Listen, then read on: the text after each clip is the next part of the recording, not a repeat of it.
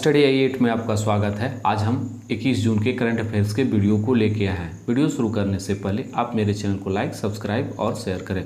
तो हम वीडियो को शुरू कर रहे हैं। आज का मेरा पहला प्रश्न है, हाल ही में उत्तर कोरिया की पहली महिला विदेश मंत्री कौन बनी है? ऑप्शन ए ची सोही, बी किम जोंग, सी चो सोन हुई, डी इनमें से कोई नहीं। तो इसका राइट आंसर है ऑप्शन सी चो सोन हुई उत्तर कोरिया की पहली महिला विदेश मंत्री बनी है। वहीं बात करें तो उत्तर कोरिया के बारे में, तो उत्तर कोरिया हमेशा खबरों में मिसाइलों के लिए बना हुआ रहता है। जैसे हाल ही में बात करें तो हाल ही में बीते 27 फरवरी को नई बैलिस्टिक मिसाइल को लॉन्च किया है। वहीं नॉर्थ कोरिया ने हवासोंग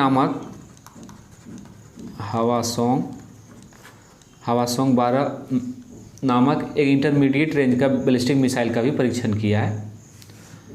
और ये हमेशा मिसाइलों के लिए ये पूरे विश्व में ये मतलब चर्चा में बना हुआ रहता है। वहीं बात करें तो उत्तर कोरिया की राजधानी प्योंगयांग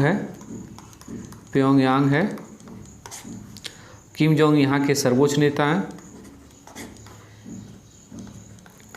किम जोंग उन यहाँ के सर्वोच्च नेता हैं। और उत्तर कोरिया की जो मुद्रा है वो उत्तर कोरियाई वॉन है। तो इनके बारे में बस इतना ही। आज का दूसरा प्रश्न, हाल ही में भगवान बुद्ध के चार पवित्र अवशेषों को किस देश में ले जाया जा रहा है? Option A Bangladesh, B Mongolia, C Nepal, D Ireland. तो इसका राइट आंसर है ऑप्शन बी मंगोलिया। मंगोलिया में 14 जून को मंगोलियाई बुद्ध पूर्णिमा के उपलक्ष्य में भगवान बुद्ध की चार अवशेषों को भारत से ले जाया जा रहा है। वहीं बात करें तो मंगोलिया जो देश है वो पूर्व और मध्य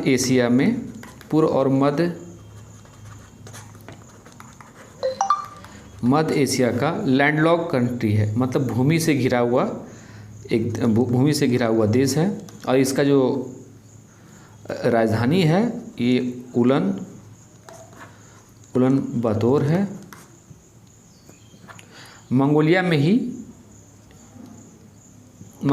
ही खान क्वेस्ट 2022 का बहुराष्ट्रीय शांति रक्षा अभ्यास शुरू हुआ था। तो इनके बारे में बस इतना ही।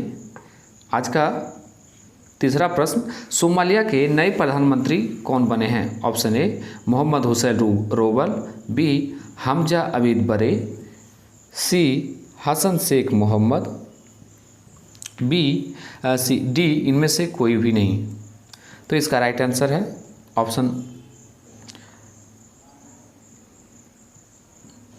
ऑप्शन बी हमजा अबादी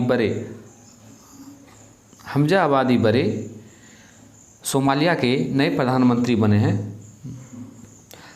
हमजा अबीद बरे ने सोमालिया के राष्ट्रपति हसन शेख मोहम्मद ने 15 जून को प्रधानमंत्री नियुक्त किया है। वहीं बात करें तो बड़े अर्ध स्वायत्त राज्य के जुबालैंड से सांसद हैं और वो मोहम्मद हुसैन रोबल का जगह लेंगे। मोहम्मद हुसैन रोबल का जगह लेंगे। और बर्रे पीस एंड डेवलपमेंट पार्टी के सचिव हैं। पीस एंड डेवलपमेंट पार्टी के महासचिव भी थे। वहीं बात करें तो सोमालिया की बात करें तो सोमालिया आधिकारिक तौर पर सोमालिया एक संघीय गणराज्य है, संघीय गणराज्य है। और ये हॉर्न ऑफ अफ्रीका में एक देश है और जिसकी राजधानी मोगादिशु है, मोगादिशु है। यहाँ के राष्ट्रपति हसन शेख मोहम्मद हैं जिसके पहले, और यहाँ का जो मुद्रा है वो सोमाली शिलिंग है, सोमाली शिलिंग है। तो इनके बारे में बस इतना ही। आज का चौथा प्रश्न, हाल ही में श्रीनगर में होने वाली जीएसटी काउंसिल की कौन सी बैठक है? ऑप्शन ए 47वीं, बी 18वीं, सी 37वीं, डी 20वीं। तो इसका राइट आंसर है ऑप्शन ए 47वीं। हाल ही में श्रीनगर में होने वाली 47वीं काउंसिल की बैठक होगी। वही बात करें तो जो 47वीं बैठक 28 और 29 जून को श्रीनगर में होगी। और जीएसटी परिषद की जो अध्यक्षता करेगी वो वित्त मंत्री निर्मला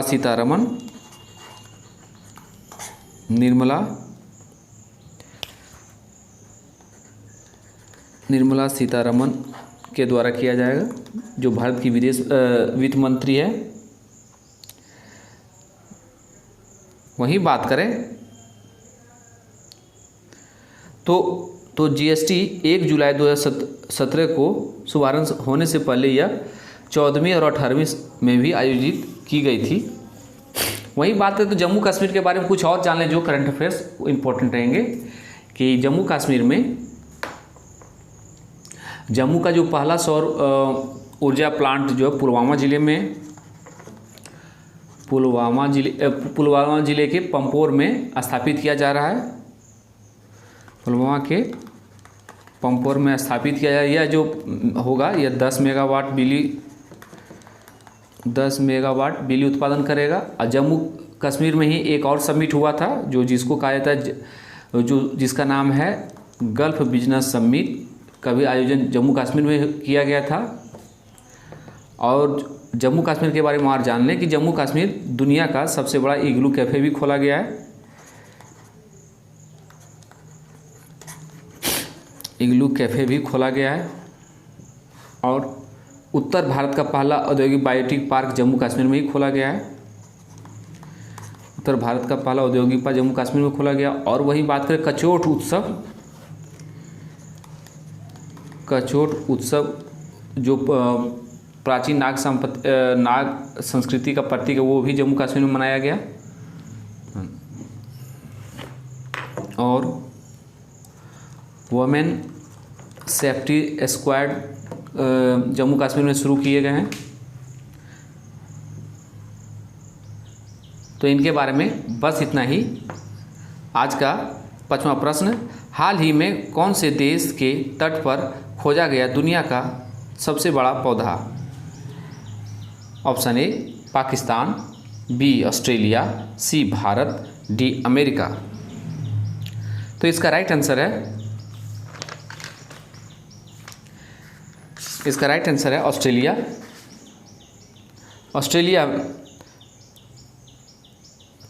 ऑस्ट्रेलिया में हाल ही में ऑस्ट्रेलिया के समुद्री तट पर दुनिया का सबसे बड़ा जीवित पौधे का खोज की गई है।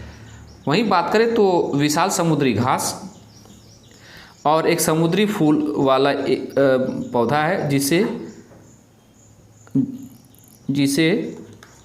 पासिडोनिया ऑस्ट्रेलिया नाम से भी जाना जाता है। ये याद रखिए कि पासिडोनिया ही इस नाम है जो पेड़ का नाम है।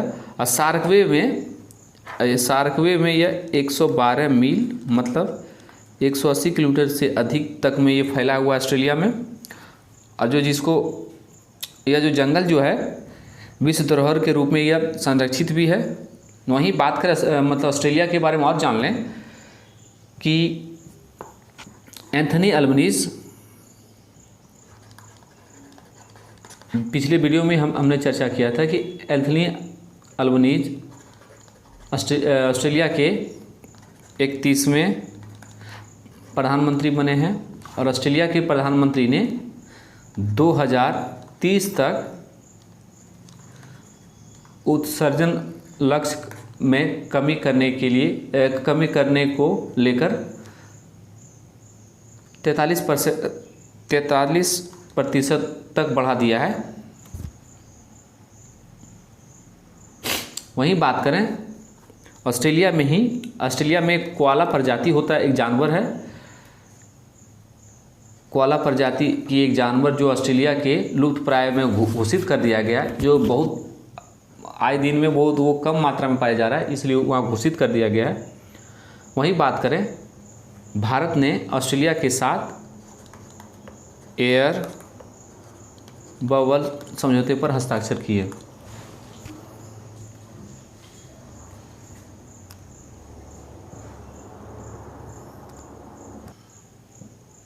तो आज का छठा प्रश्न, किस संस्थान ने 2022 ग्लोबल ट्रेंड रिपोर्ट जारी किया है? Option A DRDO, B AIIMS, C UNHCR, D इनमें से कोई नहीं।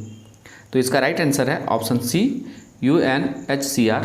UNHCR ने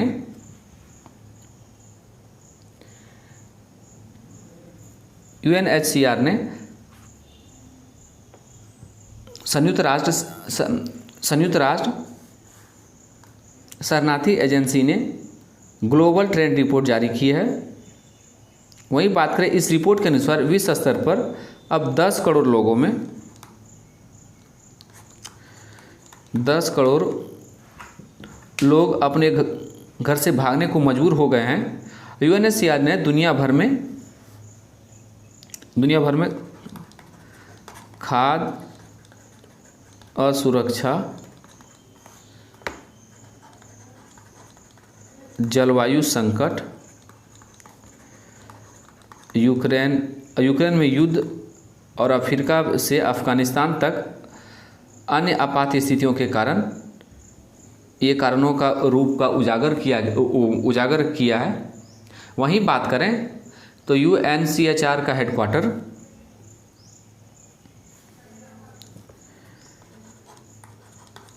जनेवा स्विट्जरलैंड में है और इसका स्थापना 1 जनवरी 1951 को किया गया है। तो इनके बारे में बस इतना ही। आज का 7वां प्रश्न, कौन सा देश 2022 में SCO की क्षेत्रीय आतंकवाद विरोधी संरचना SCO रेड्स बैठक का मेजबान है? Option A Pakistan, B Australia, C Bharat, D America. तो इसका राइट आंसर है option C Bharat. Bharat SCO की क्षेत्रीय आतंकवाद विरोधी संरचना की बैठक की मेजबानी कर रहा है। वहीं बात करें तो SCO का जो मुख्यालय है, SCO का मुख्यालय बीजिंग चीन में है और इसका स्थापना 15 जून 2001 में किया गया था। महासचिव जो हैं इसके व्लादिमीर नोरोव है।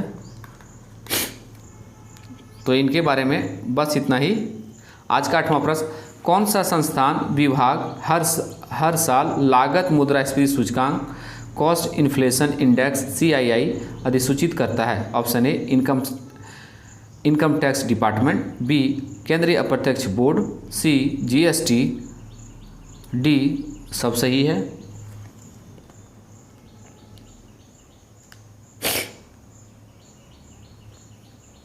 तो इसका राइट आंसर है ऑप्शन बी केंद्रीय प्रत्यक्ष कर बोर्ड। केंद्रीय प्रत्यक्ष कर बोर्ड हर साल लागत मुद्रास्फीति सूचकांक कॉस्ट इन्फ्लेशन इंडेक्स अधिसूचित करता है। वहीं बात करें तो हाल ही में वित्त वर्ष 2022-23 के लिए मुद्रास्फीति सूचकांक कॉस्ट इन्फ्लेशन इंडेक्स को 331 के रूप में अधिसूचित किया गया है। पिछले वर्ष वित्त वर्ष 2021-22 के लिए CI 317 के रूप में अधिसूचित किया गया था। तो इनके बारे में एक चीज़ और जान लें क्या कि केंद्रीय प्रत्यक्ष कर बोर्ड CBT की स्थापना 1924 में किया गया था और संगीता सिंह इसकी नई चेयरपर्सन है। संगीता सिंह इसकी नई चेयरपर्सन है। तो इनके बारे में बस इतना ही। आज का नवा प्रश्न, जून 2022 में किस राज्य सरकार ने जल सहयोग पर इजराइल के साथ एक समझौते पर हस्ताक्षर किए हैं? Option A Punjab, B Tamil Nadu, C Maharashtra, D Haryana. तो इसका राइट आंसर है ऑप्शन डी हरियाणा। हरियाणा राज्य ने जल सहयोग पर इजराइल के साथ एक समझौते ज्ञापन पर हस्ताक्षर किए हैं। वहीं बात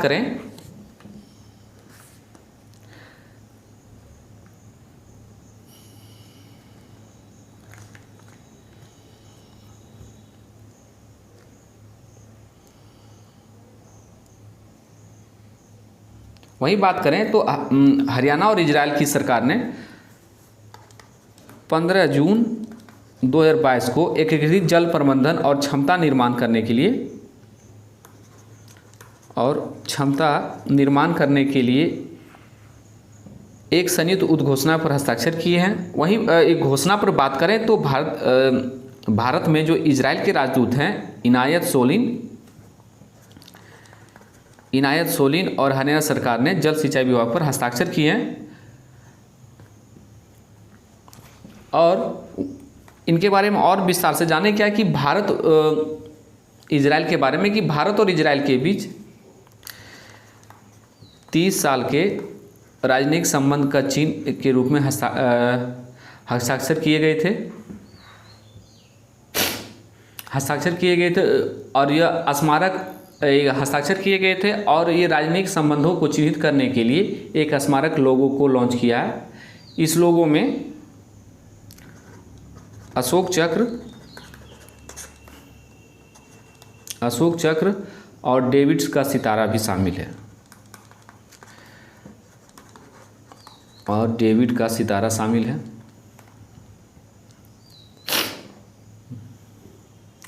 और इजराइल की बात करें तो इजराइल ने 2050 तक ग्रीन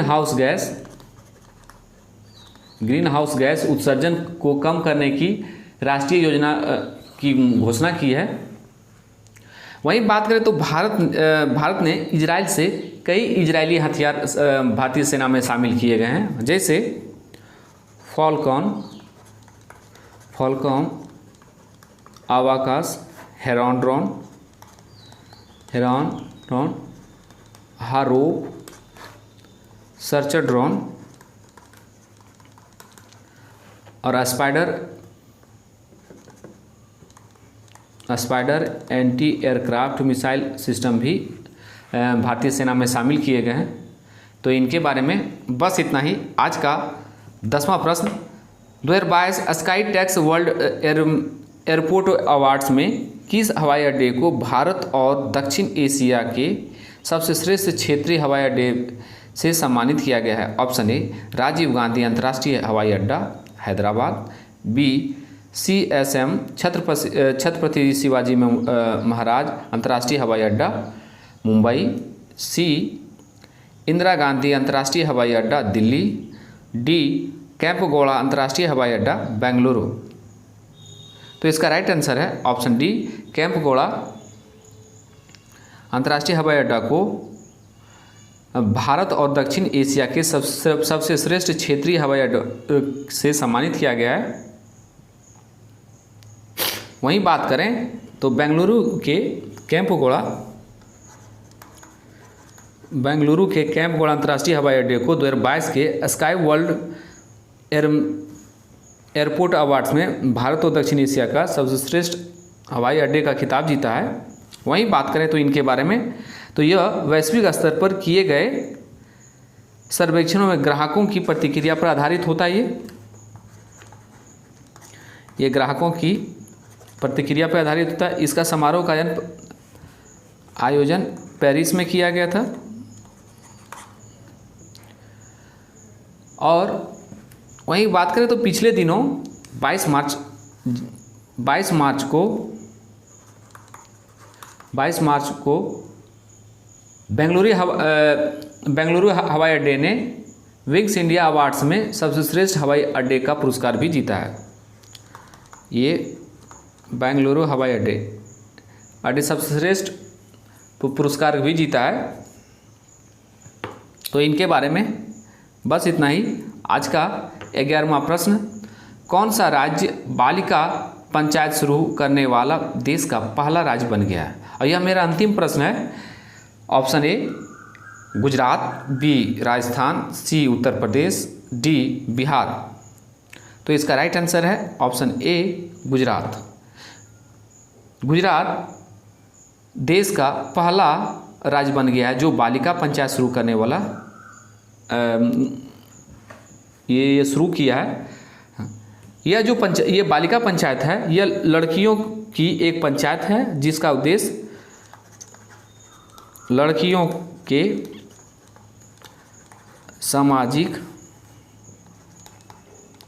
राजनीतिक विकास को बढ़ावा देना और राजनीतिक में सक्रिय भागीदारी निश्चित करना है। वहीं बात करें तो इसका प्रबंधन 11 से 21 आयु वर्ग की लड़कियों द्वारा किया जाता है। यह सबसे पहले गुजरात के कच्छ जिले में कुनरिया मस्का,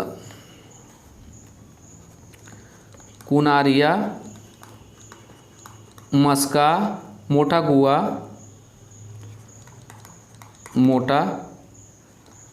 गुआ और वटसर गांवों में शुरू किया गया है। वहीं बात करें गुजरात के बारे में बात करें तो गुजरात जो है भारत के पश्चिमी तट पर स्थित है। पश्चिमी तट पर स्थित है और इसकी लंबाई जो है तट रेखा की देश में सबसे अधिक है जो 1600 किलोमीटर है। और इसका अधिकांश भाग काठियावाड़ प्रायद्वीप पर स्थित है।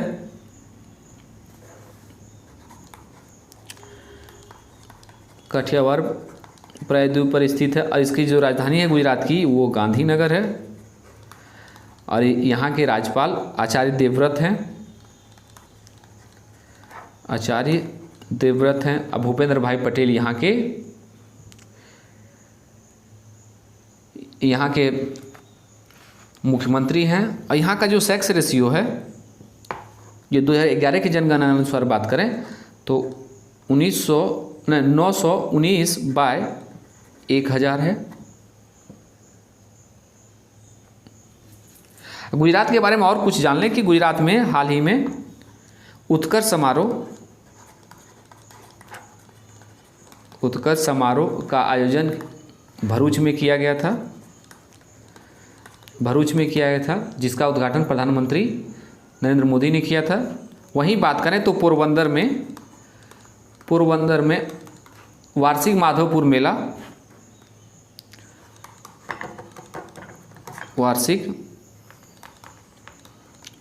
मेला का उद्घाटन राष्ट्रपति रामनाथ कोविंद जी के द्वारा किया गया था। अब भूपेंद्र पटेल जो हैं गुजरात के नए मुख्यमंत्री बने हैं। राष्ट्रीय शिक्षा मंत्रियों का सम्मेलन जो गुजरात में हुआ था 1 जून 2022 को। तो इनके बारे में बस इतना ही। And thank you for watching study आई8।